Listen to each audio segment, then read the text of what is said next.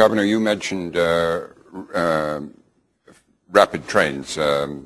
What's the high-speed rail? High-speed rail. Yes. Yeah, and that has become a priority of yours? Well, I think that we see, a lot of the countries around the world developing high-speed rail, and I think that it is important for us to recognize that our infrastructure here in this country is like a developing country rather than a developed country, and because we're falling behind. And then one thing, for instance, is the rail system. I mean, let's think about it, that our trains go the same speed today as they were 100 years ago.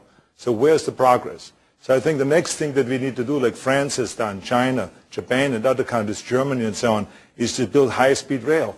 Is it really, because infrastructure, as you said, is not just about making sure that our economy can operate on all 12 cylinders and that we can create more revenues and more action in the economy and in businesses, but I mean also do something that is good for the environment. I mean, we don't need to fly with the plane when we fly 200 miles. A lot of people in California do that, or 400 miles. You can have high-speed rail, and it's very little pollution this way, very little greenhouse gas emissions. So one has to think on all of those levels. And the other thing that we have to think of is, I think it's a very important part, and that is land use.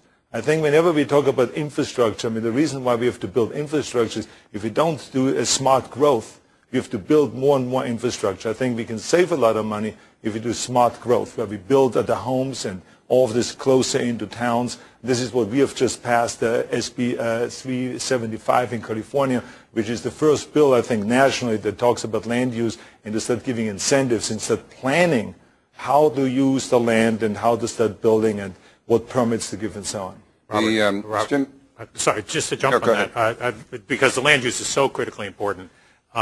And it is a way to mine the biggest return out of any of these investments. One of the things we've lost sight of in this country is we'll make an investment in a new road, a new train, and a new transit facility of some sort, and then we don't deal with the land use that springs up around it or doesn't spring up around it.